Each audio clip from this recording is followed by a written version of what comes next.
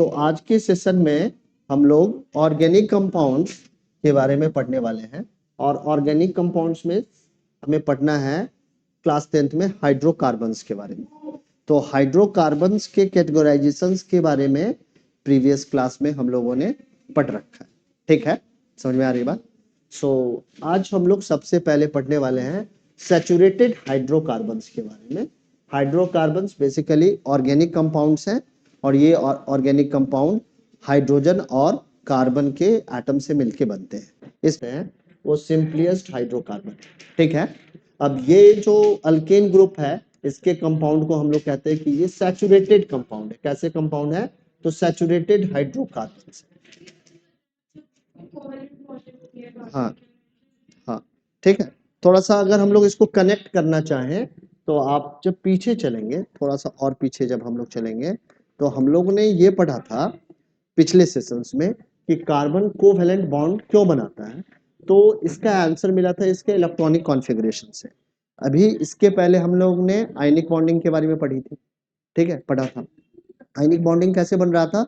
तो ionic bonding हमेशा ही metal और नॉन मेटल के बीच में बनता है और यहाँ पे बेसिकली इलेक्ट्रॉन का क्या होता है, एक्सचेंज होता है between the atoms and due to this the bond is formed and such a type of bond is known as ionic bond. ठीक है, सो आयनिक बॉन्ड में हमने एक एग्जाम्पल लिया था सोडियम क्लोराइड का और यहाँ पे आप जानते हो कि सोडियम का जो इलेक्ट्रॉनिक कॉन्फ़िगरेशन है वो 281 है और क्लोरीन का जो इलेक्ट्रॉनिक कॉन्फ़िगरेशन है वो 287 है। सो बेसिकली हर एक एटम अपने ऑक्टेट को क्या करना चाहता है, कंप्लीट करना चाहता है। हर एक एटम अपने आप को स्टेबल करना चाहता है। तो स्टेबिलिटी के कारण ये दूसरे एटम के साथ क्या करता है, बॉन्डिंग क्रिएट करता है।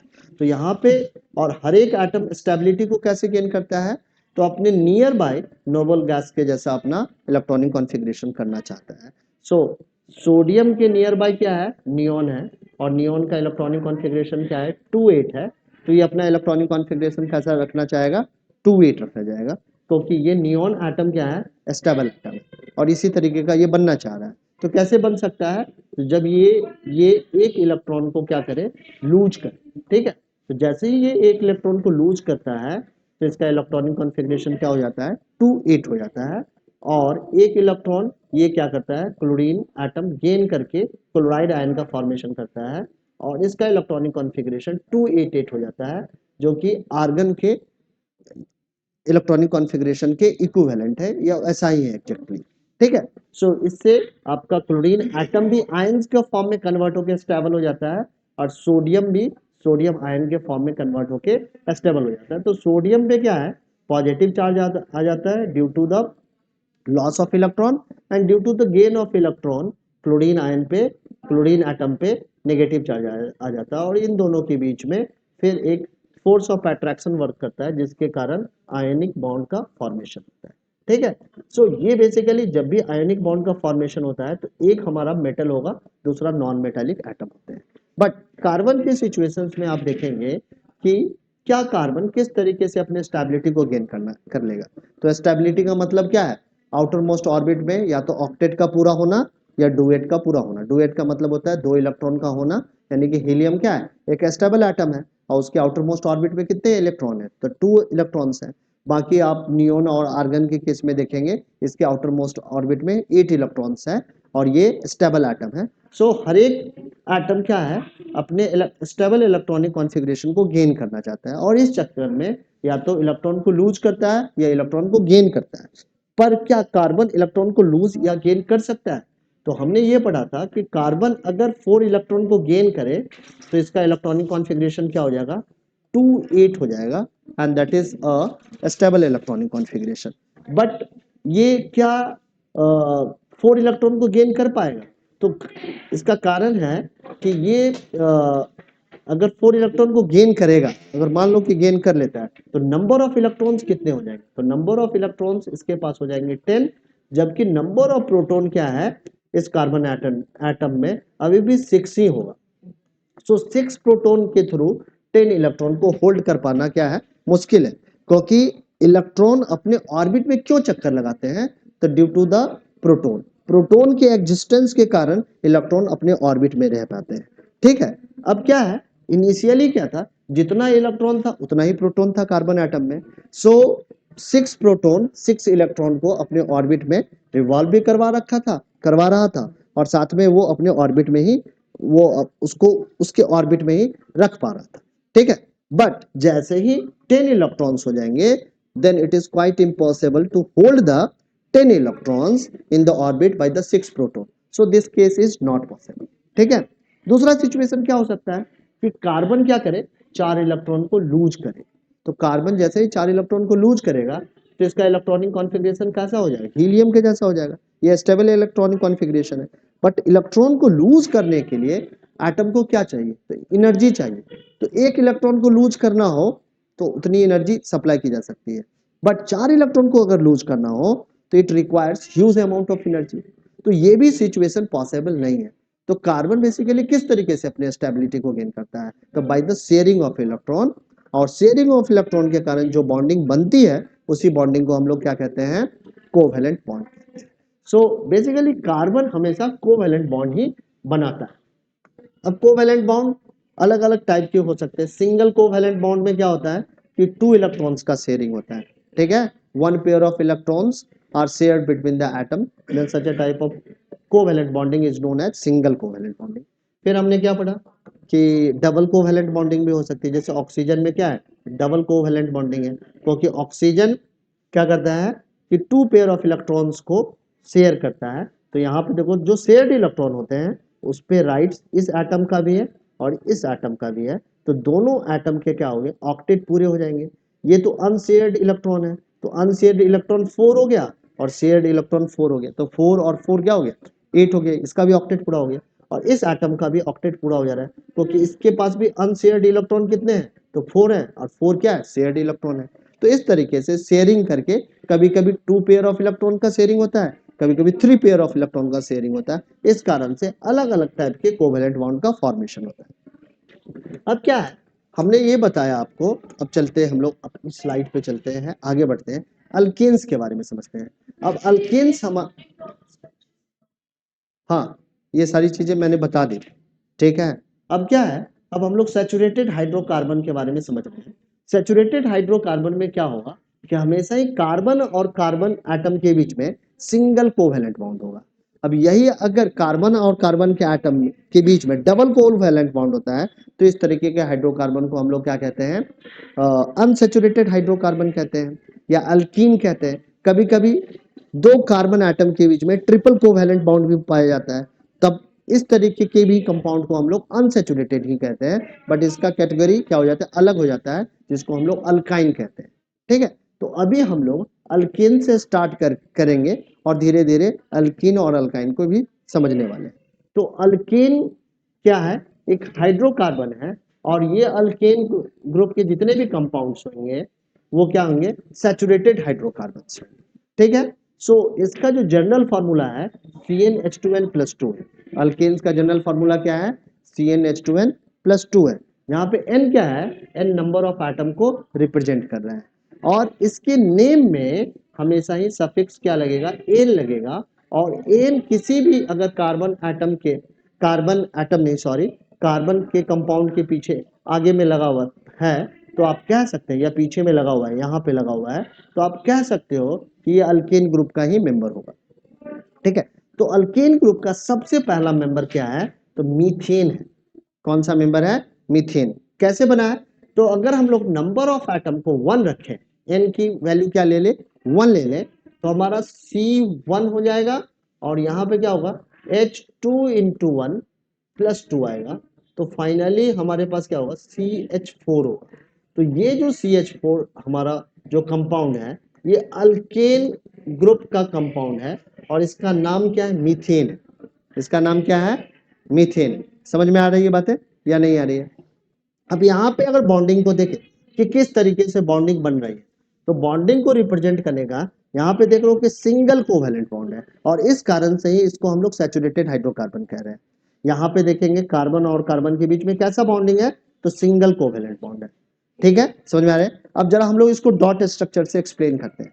अब कार्बन के आउटर मोस्ट ऑर्बिट में कितने इलेक्ट्रॉन होते हैं, अभी मैं मीथेन का डॉट स्ट्रक्चर बनाने वाला हूँ, ठीक है ना। सारे कंपाउंड का डॉट स्ट्रक्चर बनाना और स्ट्रक्चरल फॉर्मूला आपको याद होना चाहिए। ये मॉलिक्यूलर फार्मूला कम पूछा जाता है, स्ट्रक्चरल फार्मूला ही पूछा जाता है कार्बोनेट्स कंपाउंड। हाँ पूछेगा ही पूछेगा, इसका मॉलिक्यूलर फार्मूला दे देगा, जैसे प्रोपेन का मॉलिक्यूलर फार्मूला दे देगा और कहेगा कि प्रोपेन का स्ट्रक्चरल फार्मूला आप बताओ क्या होगा। नहीं स्ट्रक्चरल बोलेगा तो इस तरीके का बनाना है, और डॉट स्ट्रक्चर बोलेगा तो जो मैं अभी बोल रहा हूं वो बनाना पड़ेगा। तो डॉट स्ट्रक्चर से बेसिकली शेयरिंग ऑफ इलेक्ट्रॉन के बारे में आइडिया पता चलता है। तो कार्बन के आउटर मोस्ट ऑर्बिट में कितने इलेक्ट्रॉन है, तो 4 इलेक्ट्रॉन है। ठीक है, समझ में आई बात। अब कार्बन अपने को क्या करना चाहेगा, स्टेबल करना चाहेगा, और इस कारण से वो अपना ऑक्टेट पूरा करना चाहेगा। ठीक है, अब यहाँ पे जो देखो कार्बन एटम कितने हाइड्रोजन एटम से अटैच है या बॉन्डेड है, तो आप कहेंगे कि 4 हाइड्रोजन एटम से बॉन्डेड है ना। ठीक है, सो किस तरीके की बॉन्डिंग है, तो यहाँ पे अपना कार्बन एक इलेक्ट्रॉन ये हाइड्रोजन के एक इलेक्ट्रॉन के साथ शेयर कर रहा है। ठीक है, फिर दूसरा एक इलेक्ट्रॉन दूसरे हाइड्रोजन के एक इलेक्ट्रॉन के साथ शेयर कर रहा है। हाइड्रोजन के इलेक्ट्रॉन को मैं क्रॉस से दिखा रहा हूं, क्योंकि हाइड्रोजन का एटॉमिक नंबर क्या है 1 है, तो नंबर ऑफ इलेक्ट्रॉन क्या होगा 1 ही होगा। ठीक है, यहां पर भी मैंने कार्बन के एक इलेक्ट्रॉन को दिखाया है और यहाँ पे हाइड्रोजन के एक इलेक्ट्रॉन को दिखाया, यहाँ पर भी कार्बन के एक इलेक्ट्रॉन को दिखाया और हाइड्रोजन के एक। तो शेयरिंग कैसे है अभी मैं बताता हूँ। तो इस तरीके से ये कार्बन अपने हर एक इलेक्ट्रॉन को क्या कर रहा है, शेयरिंग में इन्वॉल्व कर रहा है। तो जो चीजें शेयरिंग में होती है उस पर दोनों का राइट होता है।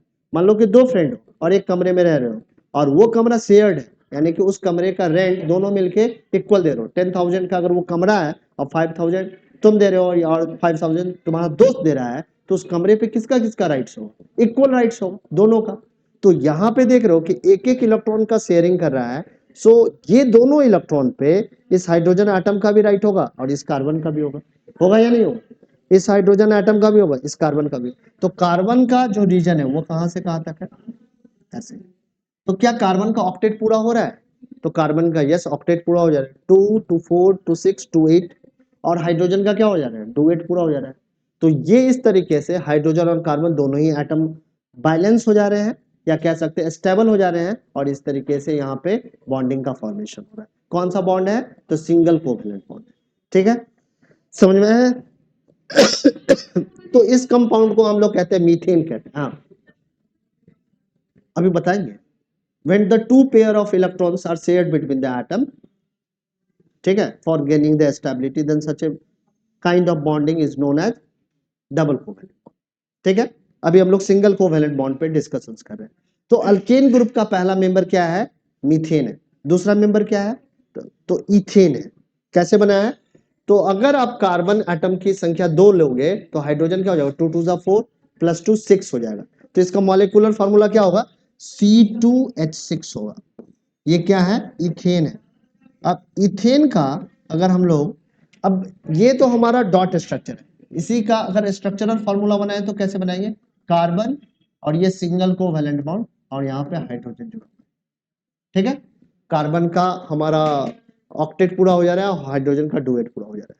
ठीक है, अब मैं बोलूं कि इथेन का केमिकल फार्मूला क्या है, तो इथेन का केमिकल फार्मूला C2H6 है। अगर मैं बोलूं कि इसका स्ट्रक्चरल फार्मूला बताओ, तो कैसे अब बताओगे, कार्बन कार्बन के बीच में सिंगल बॉन्डिंग बनाओगे। ठीक है, और कार्बन हमेशा कितनी बॉन्डिंग बनाता है, 4 बॉन्डिंग क्रिएट करेगा। कितनी बॉन्डिंग क्रिएट करेगा, 4, 4 बॉन्डिंग हो गई होगी। ठीक है, तो यहाँ पे एक हाइड्रोजन यहाँ, एक हाइड्रोजन यहाँ, एक हाइड्रोजन यहाँ, एक हाइड्रोजन यहाँ, एक हाइड्रोजन यहाँ। ठीक है, तो यहाँ पे कार्बन स्टेबल हो जा रहा है। कार्बन क्या कर रहा है कि सिंगल कोवैलेंट बॉन्ड बना रहा है अपने दूसरे कार्बन के भी साथ, और कार्बन का ऑक्टेट पूरा हो जा रहा है, हाइड्रोजन का डुएट पूरा हो जा रहा है। समझ में आया, ये इसका स्ट्रक्चरल फॉर्मूला है। ठीक है, अब अगर इसका हम लोग डॉट स्ट्रक्चर बनाए तो कैसे बनेगा, तो कार्बन यहाँ पे लिया, कार्बन के इलेक्ट्रॉन को मैं डॉट से दिखा रहा हूँ, तो एक डॉट, दो डॉट, 1 2 3 और ये 4 बना लिया।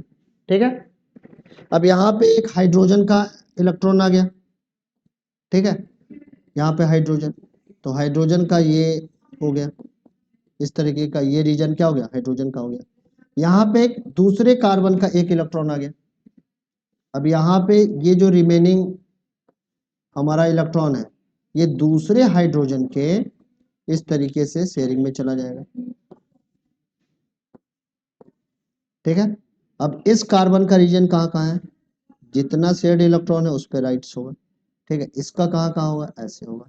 तो ये डॉट स्ट्रक्चर है। अब हमेशा कार्बन का क्या हो जाना चाहिए, 8 इलेक्ट्रॉन कंप्लीट हो जाना चाहिए। तो 8 पूरा हो रहा है कि नहीं, इस कार्बन का देखो 2 2 4 2 6 2 8, इस कार्बन का 2 2 4 2 6 2 8, कार्बन क्या स्टेबल है। हाइड्रोजन का 2,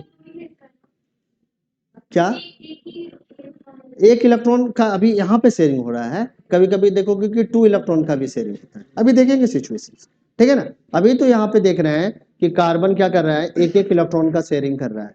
ठीक है, समझ में आ रहा है। तो यहाँ पे जो पहला मेंबर है एल्केन ग्रुप का वो मीथेन है, दूसरा इथेन है, तीसरा प्रोपेन है, चौथा ब्यूटेन है, पांचवा पेंटेन है, और इसके बाद हेक्सेन, हेप्टेन, एक्टेन, नोनेन, डेकेन, ये सारा कंपाउंड आता चला जाएगा।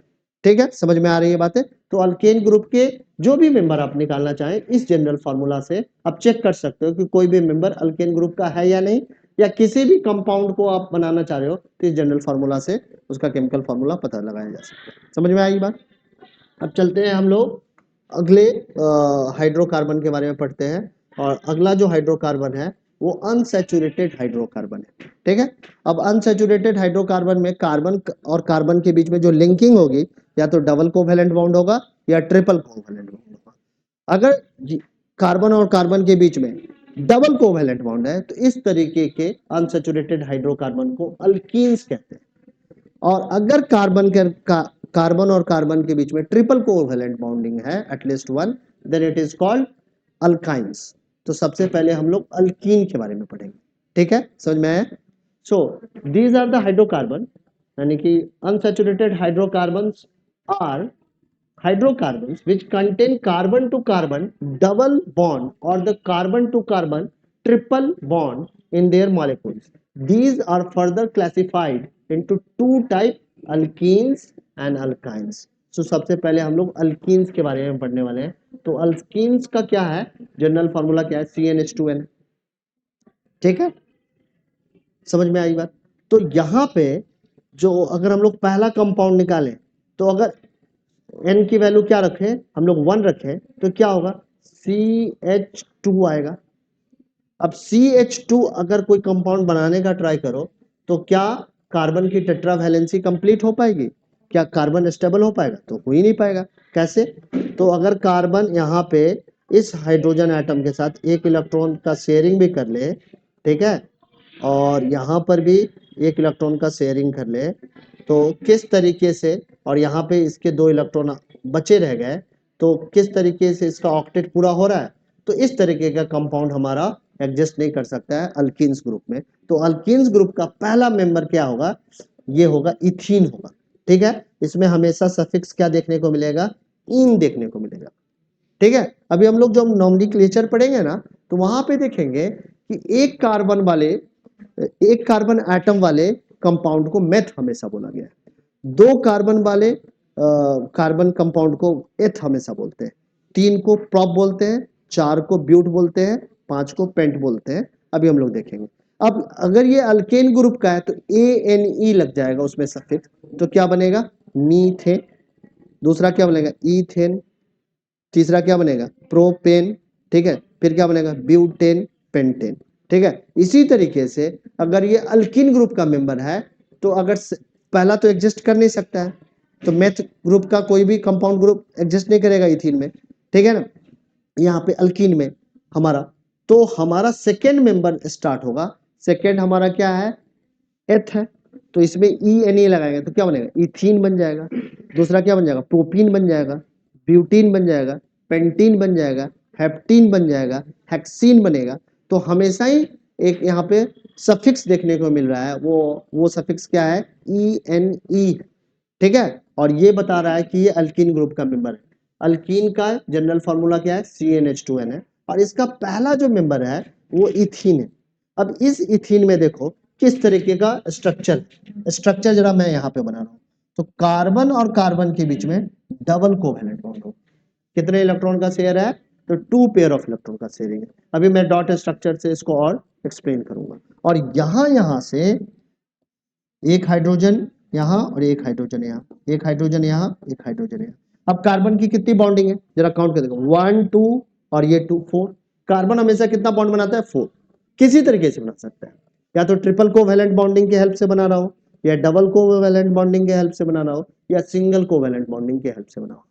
बट हमेशा ही कार्बन कितना बॉन्डिंग क्रिएट करेगा? 4 बॉन्डिंग क्रिएट, तभी इसका ऑक्टेट पूरा हो सकता है। समझ में आई बात? तो यहाँ पे कार्बन का ऑक्टेट पूरा हो जाएगा, क्योंकि 2 बॉन्डिंग यहाँ है और एक यहाँ और एक यहाँ, तो 4 हो गया। इस कार्बन का भी 4 हो गया। समझ में आया? तो ये इथीन का स्ट्रक्चरल फॉर्मूला है। बट इथीन का डॉट स्ट्रक्चर क्या होगा? तो इथीन का डॉट स्ट्रक्चर मैं यहाँ पे कार्बन एक, ठीक है, इसका एक इलेक्ट्रॉन मैं हाइड्रोजन एटम के साथ शेयर कर रहा हूं। एक इलेक्ट्रॉन क्या कर लिए? हाइड्रोजन एटम के साथ शेयर। दूसरा इलेक्ट्रॉन क्या कर रहा हूं? फिर से हाइड्रोजन एटम के साथ, ठीक है, शेयर कर दिया, ठीक है। और 2 इलेक्ट्रॉन जो बचे हुए हैं मैं दूसरे कार्बन एटम के साथ इसको क्या कर रहा हूं? शेयर करने वाला। तो ये दूसरा कार्बन एटम है और इसका भी 2 इलेक्ट्रॉन इस वाले कार्बन एटम के साथ शेयर हो रहा है, ठीक है। अब यहाँ पे क्या कर रहा है? ये एक इस कार्बन का और ये हाइड्रोजन का, ये एक कार्बन का और ये हाइड्रोजन का। अब यहाँ हाइड्रोजन हमने लिख दिया, तो हाइड्रोजन का रीजन यहाँ से यहाँ तक हो गया, यहाँ से यहाँ तक हो गया, यहाँ से यहाँ तक। अब इस कार्बन का क्या ऐसे है? तो इस कार्बन का ऐसे है। इस कार्बन का कैसे होगा? तो ऐसे होगा। तो अब आप देखेंगे पूरा का पूरा अगर हम लोग ऑक्टेट देखें तो इस कार्बन का ऑक्टेट पूरा हो रहा है या नहीं? जरा काउंट कर देखो, 2 2 4 और ये 4 8। इस कार्बन का भी देख लो ऑक्टेट पूरा हो रहा है कि नहीं? तो इस कार्बन का भी ऑक्टेट पूरा हो जा रहा है, 2 2 4 और ये 4 8।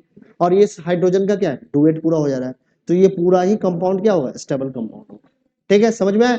बुक में इतना एक्सप्लेनेशन नहीं है, यहाँ पे देखना पड़ेगा तभी बना पाओगे डॉट स्ट्रक्चरल स्ट्रक्चर और स्ट्रक्चरल फॉर्मूला, ठीक है। इथेन का समझ, इथीन का समझ में आ गया। अब जरा हम लोग प्रोपीन का देखते हैं, ठीक है। प्रोपीन का केमिकल फॉर्मूला क्या होगा? तो प्रोपीन का केमिकल फॉर्मूला अभी हम लोग निकाल लेते हैं। हेलो, हाँ जी, ठीक है। अब हमारा तीसरा मेंबर है ना, तो अगर C3 यहां लिखेंगे तो H कितना हो जाएगा? C3H6 हो जाएगा। C3 2 वाला तो ले लिया, C2H4 तो ले लिया, इथीन। अब दूसरा क्या है? प्रोपीन, ठीक है, यहाँ पे लिखा हुआ है। प्रोपीन का क्या होगा? तो यहाँ पे 3 करेंगे तो H कितना हो जाएगा? 6 हो जाएगा। तो C3H6 क्या है? ये मॉलिक्यूलर फॉर्मूला है, किसका है? तो प्रोपीन का है। अब प्रोपीन का क्या स्ट्रक्चरल फॉर्मूला बना के दिखाओ, कैसे बनाओगे? तो 3 कार्बन होने चाहिए, तो पहले तो 3 कार्बन बना। अब किस ग्रुप का है? तो ये हमारा है अल्कीन ग्रुप का, यानी कि एक तो single covalent double covalent bond होगा ही। तो यहाँ पे या यहाँ पे कहीं पर भी डबल कोवेलेंट बना बॉन्ड बना सकते हैं। मैंने यहाँ बनाया, आप यहाँ पर भी बना दोगे तो गलत नहीं बोलेगा, बना दिया। अब क्या है? कितने हाइड्रोजन अटैच करने हैं? तो 6 हाइड्रोजन अटैच करने हैं। अब इसकी बॉन्डिंग कितनी बनानी है? 4 बनानी है। तो जरूर यहाँ पे 2 हाइड्रोजन इस तरीके से अटैच होगा, तभी तो 4 होगा। यहाँ पे कितना होगा? तो 1 ही हाइड्रोजन अटैच होगा। ऊपर में भी लगा दोगे तो गलत नहीं होगा, यहाँ पे स्पेस नहीं था इसीलिए मैंने लगाया। और यहाँ पे कितने हाइड्रोजन अटैच हो जाएंगे? ये 3। तो देखो कि इसकी 4 बॉन्डिंग, इस कार्बन की 4 बॉन्डिंग कंप्लीट हो गई, इस कार्बन की एक हाइड्रोजन ऐड करने के बाद 4 बॉन्डिंग कंप्लीट हो गई, और इसके भी बॉन्डिंग कंप्लीट हो गई, हुई या नहीं हुई? ठीक है। अब देखो यहाँ पे नंबर ऑफ हाइड्रोजन एटम कितने हैं इसमें लिंक है, देखो काउंट करके देखो, बताओ कितने हैं? 6 है। नंबर ऑफ कार्बन एटम्स कितने हैं? 3 है। स्टेबल कंपाउंड का फॉर्मेशन हो रहा है। अब इसका चाहो तो डॉट स्ट्रक्चर भी आप ड्रॉ कर सकते हो, कर पाओगे या नहीं कर पाओगे? कर लोगे, ठीक है, बहुत आसान है। अगर ठीक से समझो, ढंग से समझो चीजें तो बहुत आसान है, अगर नहीं समझो तो बहुत मुश्किल है, ठीक है। क्योंकि डॉट स्ट्रक्चर ड्रॉ करने का पूछेगा, स्ट्रक्चरल फार्मूला पूछेगा, मॉलिक्यूलर फार्मूला दे देगा, ठीक है। मॉलिक्यूलर फार्मूला गिवन होगा बट स्ट्रक्चरल फार्मूला पूछा जाएगा आपसे। समझ में आया? अल्कीन ग्रुप, ठीक है। अब जरा हम लोग अल्काइन ग्रुप के बारे में पढ़ते हैं। हाँ जी, हाँ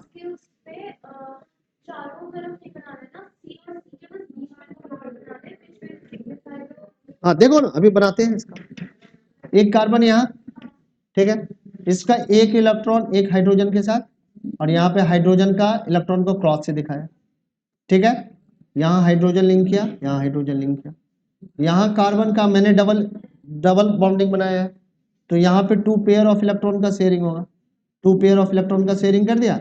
इस कार्बन के साथ एक हाइड्रोजन है, तो एक डॉट और एक क्रॉस बना दिया इस हाइड्रोजन के लिए।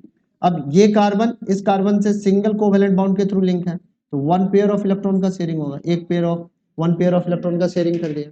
अब एक इलेक्ट्रॉन तो इसका है, एक इलेक्ट्रॉन इधर वाले कार्बन का है। अब इस कार्बन का कितना कितना इलेक्ट्रॉन बचा हुआ है, तो एक इलेक्ट्रॉन ये बचा हुआ है जो कि हाइड्रोजन एटम के साथ शेयर हो जाएगा। एक इलेक्ट्रॉन यहाँ बचा हुआ है जो कि हाइड्रोजन एटम के साथ क्या हो जाएगा, शेयर हो जाएगा। ठीक है, और एक इसके साथ शेयर हो जाएगा। तो ये हो गया हमारा हाइड्रोजन एटम का शेयर्ड इलेक्ट्रॉन पे राइट्स।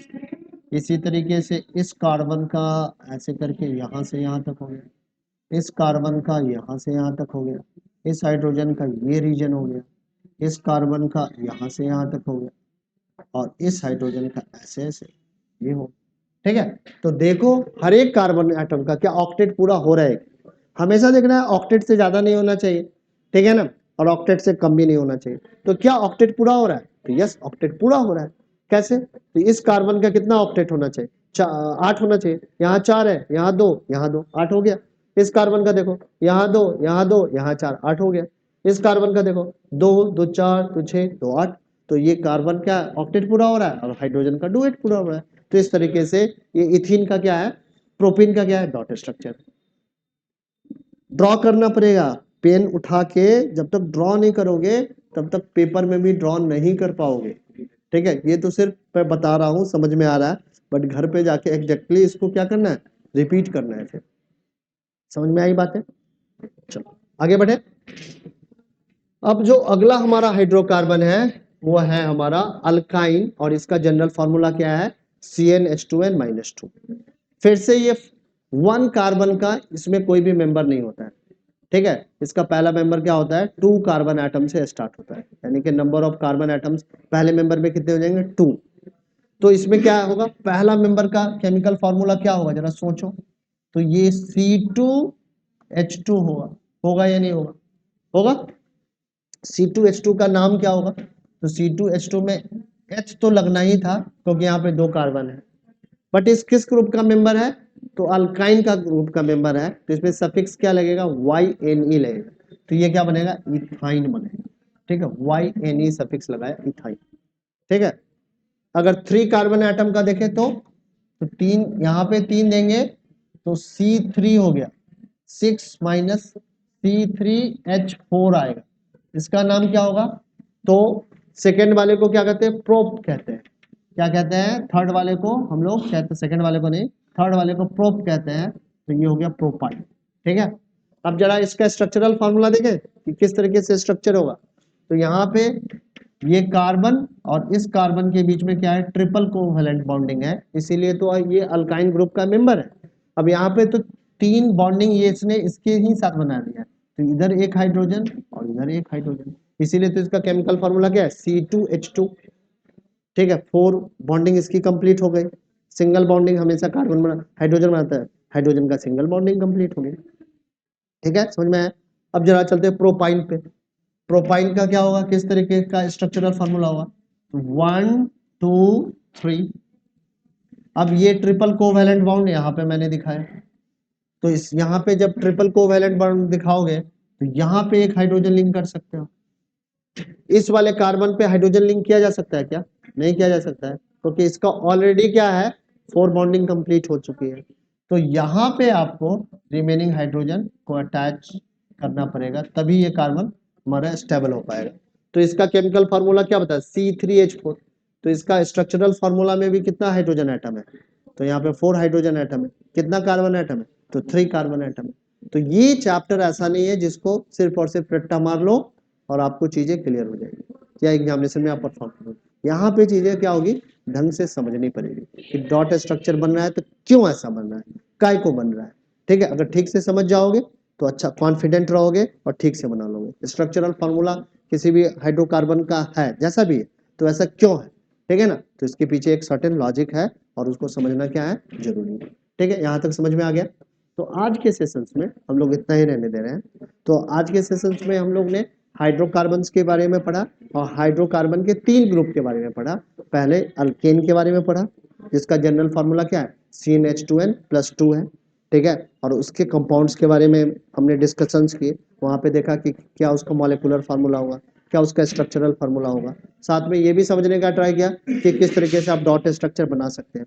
इसके बाद हमने क्या पढ़ा, अल्कीन पढ़ा, अल्कीन ग्रुप के कंपाउंड के बारे में पढ़ा, उसके स्ट्रक्चर के बारे में पढ़ा, उसके नेमिंग के बारे में पढ़ा और उसके डॉट स्ट्रक्चर के बारे में पढ़ा। साथ में अल्काइन के बारे में भी स्टडी की और अल्काइन ग्रुप के कंपाउंड्स के बारे में पढ़ा, उसके मॉलिक्यूलर, स्ट्रक्चरल और डॉट स्ट्रक्चर के बारे में स्टडी की। अब अगली क्लास में हम लोग अगले टॉपिक को लेंगे। आज का सेशन हम लोग यहीं पे